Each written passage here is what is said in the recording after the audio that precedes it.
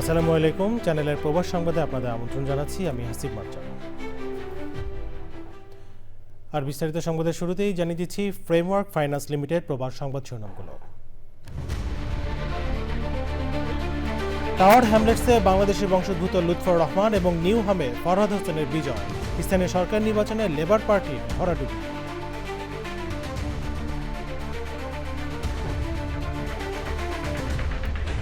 MRP passport প্রদান বন্ধ থাকায় সংকটে সৌদি আরবে বসবাসরত প্রবাসী বাংলাদেশিরা। সমস্যা দ্রুত সমাধানের আশ্বাস।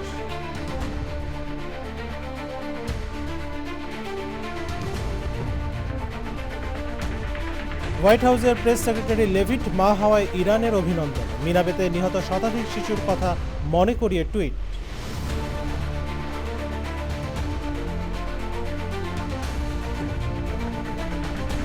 এবং হাঙ্গেরির পার্লামেন্ট ভবনের সামনে নবনিযুক্ত স্বাস্থ্যমন্ত্রীর নাচ। রাজনৈতিক আনুষ্ঠানিকতার চেয়েও নজর কাড়ল তার ব্যতিক্রমী উদযাপন।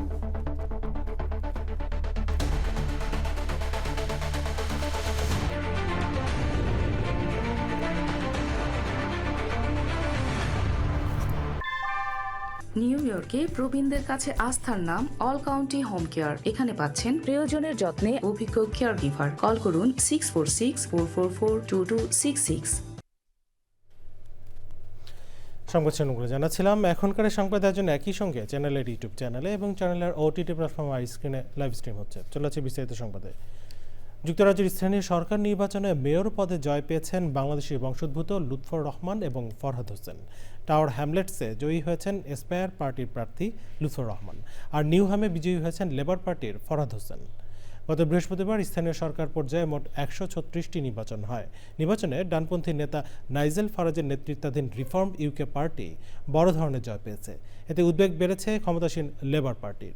হুমকির মুখে দলের নেতা প্রধানমন্ত্রী কিয়ার স্টারমারের নেতৃত্ব। বিস্তারিত জানাচ্ছেন আমিনা রহমান সুপ্তি। ব্রিটেনে স্থানীয় নির্বাচনের ফলাফল স্পষ্ট হতেই চাপ বাড়ছে লেবার পার্টির নেতা ও প্রধানমন্ত্রী কিয়ার স্টারমারের উপর। লেবার পার্টির বিপর্যয়ের জন্য দোষারোপ করে তাকে সরে যাওয়ার দাবি জানিয়েছেন দলের অনেকে। তবে খারাপ ফলাফলের বিষয়টি স্বীকার করে স্টারমার বলেছেন, পদত্যাগের কোনো ইচ্ছা তার নেই। নির্বাচনে অভাবনীয় ফল পেয়েছে ডানপন্থী দল রিফর্ম ইউকে। দলটি ইংল্যান্ডে একাধিক কাউন্সিলের নিয়ন্ত্রণ নিয়েছে। ওয়েলসে দ্বিতীয় বৃহত্তম শক্তি হয়ে উঠেছে এবং স্কটল্যান্ডেও শক্ত অবস্থান গড়েছে। নির্বাচনে বেশ কয়েকজন বাংলাদেশি প্রার্থী প্রতিদ্বন্দ্বিতা করেন। তাদের মধ্যে টাওয়ার হ্যামলেটসের মেয়র হয়েছেন এসপায়ার পার্টির প্রার্থী লুৎফর রহমান, আর নিউহামে বিজয়ী হয়েছেন লেবার পার্টি থেকে ফরহাদ হোসেন। 2024 সালের সাধারণ নির্বাচনের পর এটিই ছিল ব্রিটেনের সবচেয়ে বড় ভোটযুদ্ধ। ইংল্যান্ড, স্কটল্যান্ড ও ওয়েলস জুড়ে কোটি কোটি ভোটার অংশ নেন এই নির্বাচনে। Amina Rahman Supti, channel I. ব্রিটেনে অনুষ্ঠিত হয়েছে স্থানীয় সরকার নির্বাচন। 136টি কাউন্সিলের 4850 ওয়ার্ডে নির্বাচনে ক্ষমতাসীন লেবার পার্টির অনেকটা ভরাডুবি হয়েছে। ইমিগ্রেশন সহ বিভিন্ন পরিবর্তনের ঘোষণা দিয়ে অনেকটা বাজিমাত করেছে ব্রিটেনের রিফর্ম পার্টি। যুক্তরাজ্যের বার্মিংহাম প্রতিনিধি আব্দুল আহাদ সুমনের পাঠানো তথ্য ভিডিওতে ডেস্ক রিপোর্ট। দীর্ঘ 50 বছরের মধ্যে ব্রিটেনে স্থানীয় সরকার নির্বাচনে সর্বোচ্চ ধস নেমেছে সরকার দলীয় লেবার পার্টির। পরিবর্তনের সুর তুলে বিরাট সাফল্য পেয়েছে রিফর্ম ইউকে পার্টি। লেবার দলের এমন ফলাফলে অনেকটা হতাশ দলীয় নেতারা। It's been a difficult night for the Labour Party across the country, and here in Sandwell we're no different. But there are some incredibly positive results, including in Greeks Green and Ling Ward, where Mohammed Ahad, Jackie Taylor and Pam Randhawa got elected for the Labour Party. They're brilliant candidates. I know they're going to serve the community really well. ব্রিটেনের স্থানীয় নির্বাচনে British বাংলাদেশিদের অনেকেই সাফল্য অর্জন করেছেন। Birmingham Bangla press ক্লাবের সভাপতি ও চ্যানেল আইয়ের ইউকে প্রতিনিধি আব্দুল আহাদ সুমন মিডল্যান্ডসের স্যান্ডওয়েল কাউন্সিলের Greets Green and Lyng ward থেকে লেবার দলীয় প্রার্থী হিসেবে জয়লাভ করেছেন। এই সাফল্যের আনন্দে উচ্ছ্বসিত বাংলাদেশি সহ বহুজাতিক community. I am so proud to welcome Mohammed Ahad as the new recruit to the ward Greets Green and Ling. We are going to serve 14, nearly 15,000 people. সাংবাদিকতার পাশাপাশি রাজনৈতিক অঙ্গনে সাফল্য অর্জন করা আব্দুল আহাদ সুমন বহুজাতিক সংস্কৃতির জন্য আরও বেশি কাজ করার প্রত্যাশা জানান। আমি বিজয়ী হয়েছি। যেমনটি আমি চেয়েছিলাম কমিউনিটি কাজ করতে, তেমন আল্লাহ রাব্বুল আলামিন আমাকে দিয়েছেন। আমি সবাইকে ধন্যবাদ জানাই আমার রেসিডেন্টসকে যারা আমাকে কাউন্সিলর বানিয়েছে আজ। সময়ের বিবর্তনে ব্রিটিশ বাংলাদেশিদের মূলধারার রাজনীতিতে সম্পৃক্ততা বাড়ছে।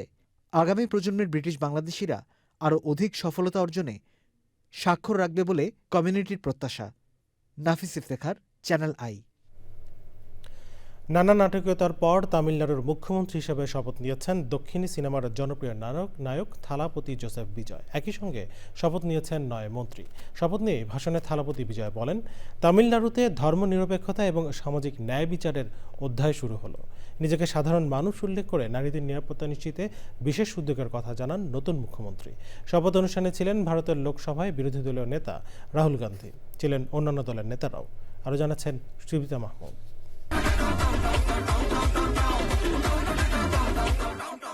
অভিনেতা থেকে নেতা, সিনেমার ঝলমলে দুনিয়া থেকে একেবারে রাজ্য শাসনের মতো গুরুত্বপূর্ণ দায়িত্বে দক্ষিণী সিনেমার সুপারস্টার থালাপতি বিজয় অভিনয়ের পাশাপাশি রাজনীতিতে নেমেই করেছেন বাজিমাত।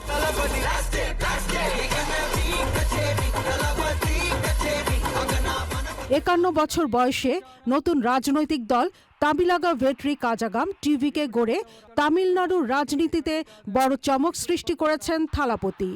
এবারের বিধানসভা নির্বাচনে প্রথমবার অংশ নিয়েই তার দল একক বৃহত্তম শক্তি হিসেবে উঠে আসে।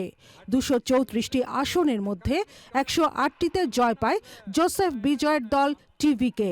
বিজয় জিতেছেন 2টি আসনে। তবে তামিলনাড়ুর 234 আসনের বিধানসভায় সরকার গঠনের প্রয়োজন 118 আসন। শুক্রবার পর্যন্ত টিভিকের সমর্থন 116তে আটকে ছিল। নানা নাটকীয়তার পর শনিবার তার দলকে ভিসেকে ও ইন্ডিয়ান ইউনিয়ন মুসলিম লীগ IUML আনুষ্ঠানিক সমর্থন দিলে পরিস্থিতি বদলে যায়।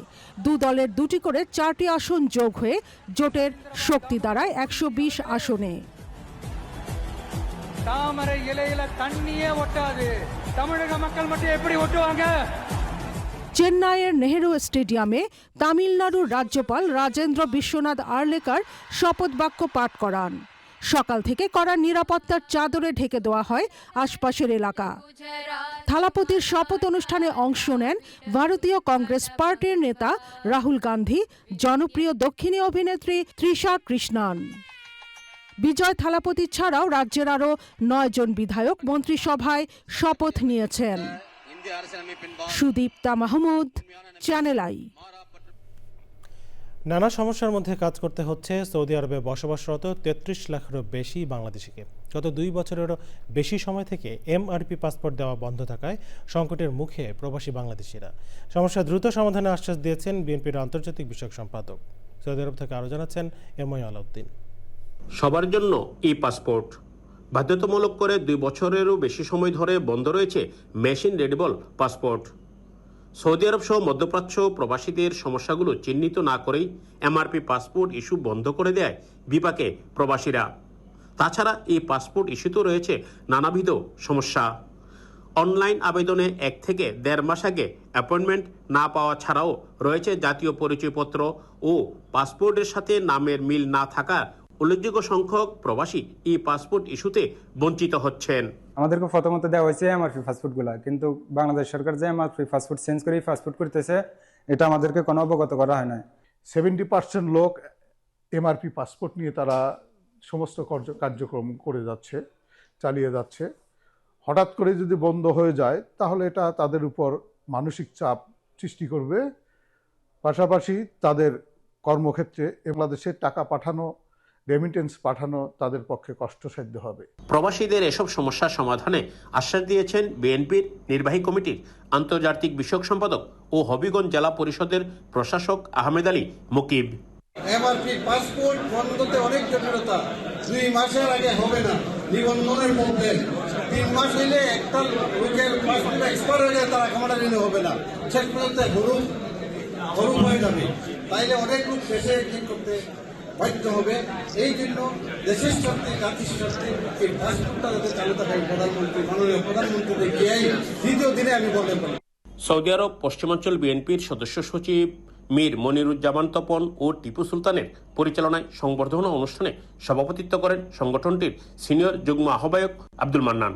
এছাড়া বিশেষ অতিথি হিসেবে অন্যান্যদের মধ্যে সংগঠনটির যুগ্ম আহ্বায়ক মঈন চৌধুরী, সাবেক সাংগঠনিক সম্পাদক প্রকৌশলী নুরুল আমিন, জেদ্দা মহানগর বিএনপির সভাপতি কেফায়েতুল্লাহ চৌধুরী, সিআইপি, বিভিন্ন অঙ্গ সংগঠন ও সৌদি আরবের অন্যান্য অঞ্চল থেকে আগত বিপুল সংখ্যক নেতাকর্মী উপস্থিত ছিলেন। সৌদি আরবের জেদ্দা থেকে এই মই আলাউদ্দিন, চ্যানেল আই। চলো হারিয়ে যাই তুমি আমি দুজনে মিলে,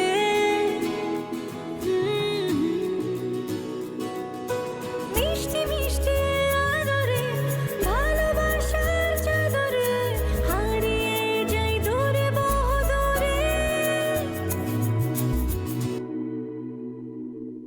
লালা এভাবেই হারিয়ে গিয়ে ফিরে আসার গল্পগুলো বুনি শাহজালাল ফুড প্রোডাক্টসের বিস্কুট এবং ড্রাই ফ্রুটের সাথে। শাহজালাল, ঐতিহ্যের অনন্য স্বাদ, বিশ্বময়। এবারে জানাবো ইউএসএ সংবাদ।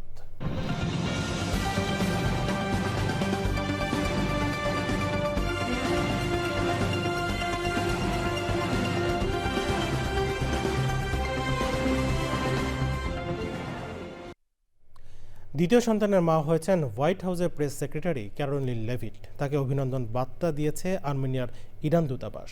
সন্তান জন্মের খবর সামাজিক যোগাযোগ মাধ্যমে দেওয়ার পর লেভিটকে অভিনন্দন জানিয়ে যুক্তরাষ্ট্রের হামলায় মিনাবেতে নিহত শতাধিক শিশুর কথা মনে করিয়ে দিয়েছে ইরান।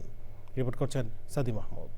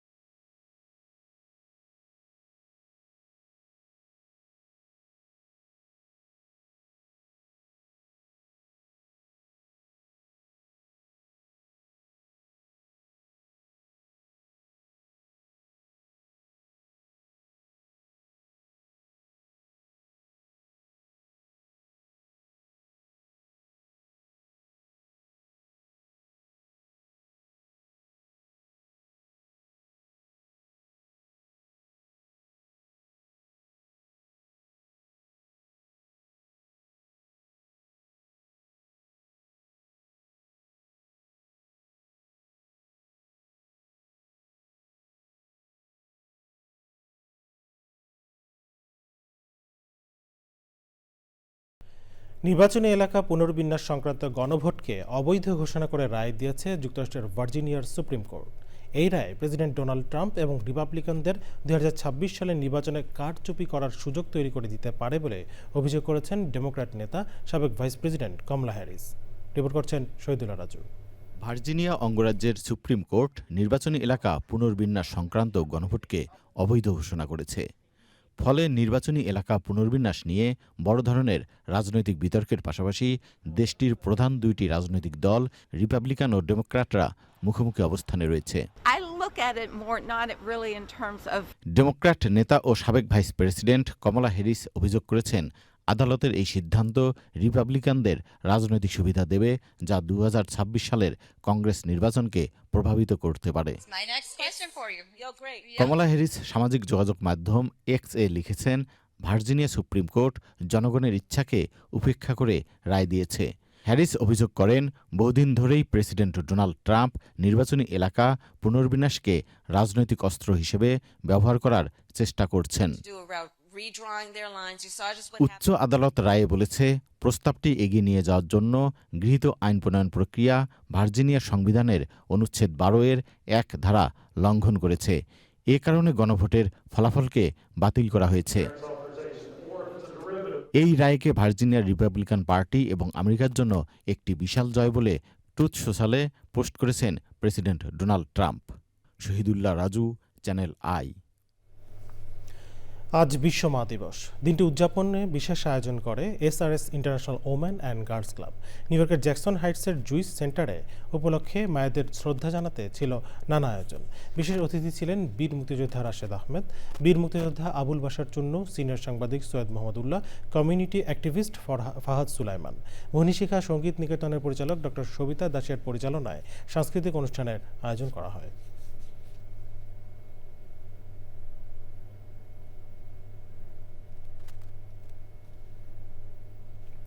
এবার অন্যান্য সংবাদ।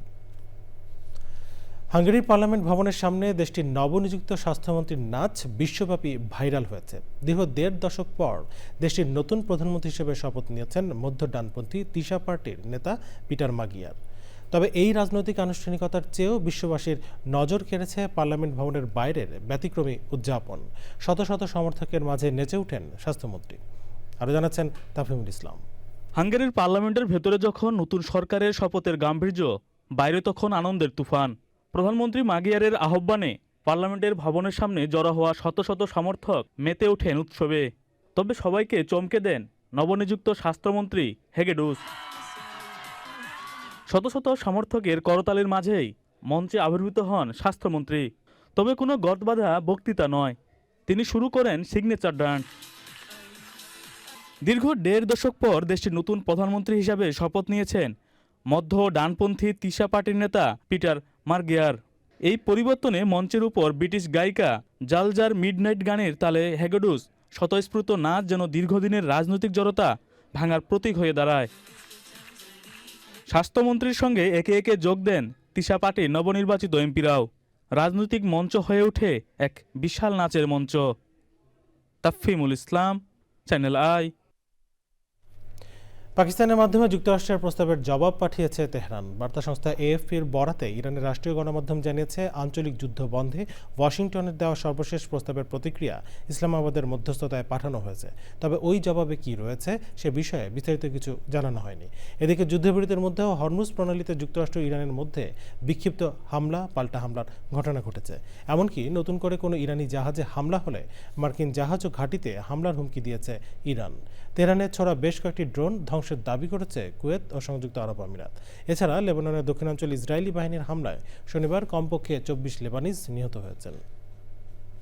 স্পেনের টেনেরিফ দ্বীপপুঞ্জে পৌঁছানোর পর হান্টা ভাইরাসে আক্রান্ত প্রমোত্তরী MV হন্ডিয়াস থেকে যাত্রীদের সরিয়ে নিচ্ছে কর্তৃপক্ষ। স্বাস্থ্য ঝুঁকি এড়াতে নেওয়া হয়েছে বিশেষ সতর্কতা। জাহাজটিতে একাধিক আমেরিকান রয়েছেন। ফক্স নিউজের তথ্য অনুযায়ী আমেরিকান যাত্রীদের কোয়ারেন্টাইন ও পর্যবেক্ষণের জন্য নেব্রাস্কার একটি সামরিক ঘাঁটিতে স্থানান্তরের পরিকল্পনা করছে যুক্তরাষ্ট্র। প্রাদুর্ভাব মোকাবেলায় বিশ্ব স্বাস্থ্য সংস্থা এবং ইউরোপীয় ইউনিয়নের অনুরোধের পর জাহাজটি বুধবার পশ্চিম আফ্রিকার কেপ ভার্দে উপকূল থেকে স্পেনের উদ্দেশ্যে যাত্রা শুরু করে। বিশ্ব স্বাস্থ্য সংস্থা জানিয়েছে, জাহাজটিতে থাকা ৮ জন অসুস্থ হয়ে পড়েছিলেন, যাদের মধ্যে ৩ জন মারা গেছেন। হান্টা ভাইরাস সাধারণত ইঁদুর জাতীয় প্রাণীর মাধ্যমে ছড়ায়। এই ভাইরাসে আক্রান্ত হলে জ্বর, শ্বাসকষ্ট এবং কিডনি জটিলতার মতো গুরুতর উপসর্গ দেখা দিতে পারে। কানাডার টরন্টোর স্কারবোরো সাউথ ওয়েস্ট আসনের আসন্ন প্রাদেশিক উপনির্বাচনে অন্টারিও লিবারেল পার্টির প্রার্থী হিসেবে মনোনীত হয়েছেন আহসানুল হাফিজ। টরন্টোতে অনুষ্ঠিত মনোনয়ন ভোটে তিনি ফেডারেল MP এবং অন্টারিও লিবারেল নেতৃত্বের নেট এরস্কিন স্মিথকে পরাজিত করে বিজয়ী হয়েছেন। ডলি বেগমের পদত্যাগের পর এই আসনটি শূন্য হয়। অন্টারিও NDPর সাবেক ডেপুটি লিডার বাংলাদেশি বংশোদ্ভূত ডলি বেগম প্রাদেশিক রাজনীতি ছেড়ে ফেডারেল লিবারেল পার্টির প্রার্থী হন এবং 13 এপ্রিলের ফেডারেল উপনির্বাচনে স্কারবোরো সাউথ ওয়েস্ট থেকে জয়ী হন। তার পদত্যাগের ফলে প্রাদেশিক আসনটিতে নতুন উপনির্বাচনের সুযোগ সৃষ্টি হয়। আহসানুল হাফিজ বর্তমানে ফেডারেল লিবারেল পার্টির ভাইস চেয়ার হিসেবে দায়িত্ব পালন করছেন। তার এই বিজয় বাংলাদেশি বংশোদ্ভূত কানাডিয়ানদের মূলধারার রাজনীতিতে আরেকটি গুরুত্বপূর্ণ অগ্রযাত্রা। মস্কোর রেড স্কোয়ারে বিজয় দিবসের ভাষণে ন্যাটোর সমালোচনা করেছেন রাশিয়ার প্রেসিডেন্ট ভ্লাদিমির পুতিন। ইউক্রেন যুদ্ধে রাশিয়ার অবস্থানকে ন্যায্য বলেও দাবি করেছেন তিনি। একই সঙ্গে ইউক্রেনকে আগ্রাসী শক্তি হিসেবে উল্লেখ করেন এবং দাবি করেন ন্যাটো জোট ইউক্রেনকে অস্ত্র ও সমর্থন দিচ্ছে। দ্বিতীয় বিশ্বযুদ্ধে নাৎসি জার্মানির বিরুদ্ধে সোভিয়েত ইউনিয়নের বিজয় স্মরণে এই অনুষ্ঠানের আয়োজন করা হয়। সে সময় বেলারুশ ও লাওসের প্রেসিডেন্ট এবং মালয়েশিয়ার রাজা উপস্থিত ছিলেন। ফ্রান্সে বসবাসরত বাংলাদেশি ব্যবসায়ীদের নতুন সংগঠন ফ্রান্স বাংলাদেশ বিজনেস ফোরামের আনুষ্ঠানিক কার্যক্রম শুরু হয়েছে। এ উপলক্ষে প্যারিসের উপকণ্ঠে উবারে ভিলিয়ে এলাকায় ফ্রান্সে বসবাসরত প্রিন্ট ও ইলেকট্রনিক মিডিয়ার সাংবাদিকদের সাথে মিট দ্য প্রেস অনুষ্ঠানের আয়োজন করে সংগঠনটি। অনুষ্ঠানে ব্যবসায়ী জুনেদ আহমেদকে সভাপতি এবং সাইফুল ইসলামকে সাধারণ সম্পাদক করে ৪৫ সদস্য বিশিষ্ট কার্যনির্বাহী কমিটি ঘোষণা করা হয়।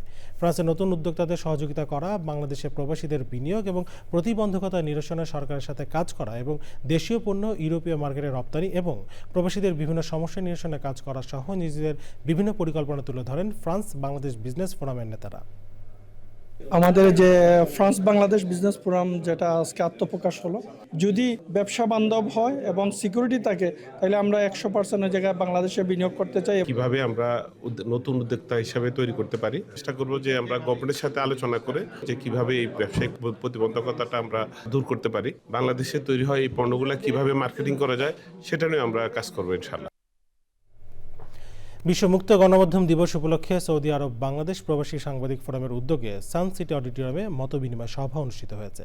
সৌদি আরব বাংলাদেশ প্রবাসী সাংবাদিক ফোরামের ভারপ্রাপ্ত সভাপতি মোহনা টেলিভিশনের সৌদি আরব প্রতিনিধি মোহাম্মদ জাহাঙ্গীর আলম হৃদয়ের সভাপতিত্বে সংগঠনের সাধারণ সম্পাদক বাংলা টিভির ফকির আল আমিনের সঞ্চালনায় সভার প্রধান অতিথি ছিলেন সংগঠনের প্রধান উপদেষ্টা ও এশিয়ান টিভির রিয়াদ প্রতিনিধি আব্দুল্লাহ আল মামুন। বক্তারা বলেন, দেশের গণতন্ত্র, স্বাধীনতা, সার্বভৌমত্ব সহ সব খাতে গণমাধ্যম কর্মীদের অবদান রয়েছে।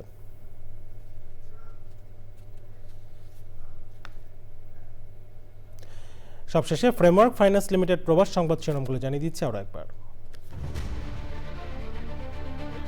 টাওয়ার হ্যামলেটসে বাংলাদেশি বংশোদ্ভূত লুৎফর রহমান এবং নিউহামে ফরহাদ হোসেনের বিজয়, স্থানীয় সরকার নির্বাচনে লেবার পার্টির ভরাডুবি।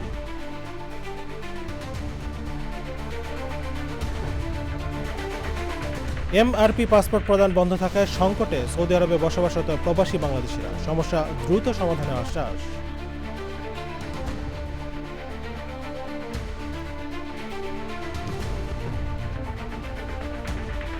হোয়াইট হাউসের প্রেস সেক্রেটারি লেভিট মা হওয়ায় ইরানের অভিনন্দন, মিনাবেতে নিহত শতাধিক শিশুর কথা মনে করিয়ে tweet.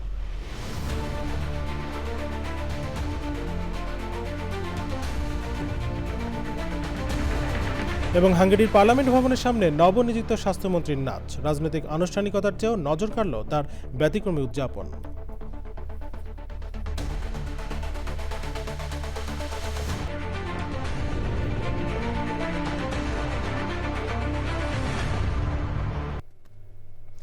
Bangladesh satellite company limited পরিচালিত জরিপ অনুযায়ী আগের মাসগুলোর মতো এপ্রিলেও টিআরপি টপার, অর্থাৎ দেশের সবচেয়ে জনপ্রিয় টেলিভিশন চ্যানেল আই এর সর্বশেষ সংবাদ যাতে ভিজিট করুন চ্যানেলের online.com।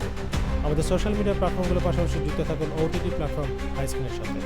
এছাড়া চ্যানেলের প্রবাস সংবাদে এখনকার আয়োজন, এতক্ষণ সাথে থাকার জন্য ধন্যবাদ সবাইকে।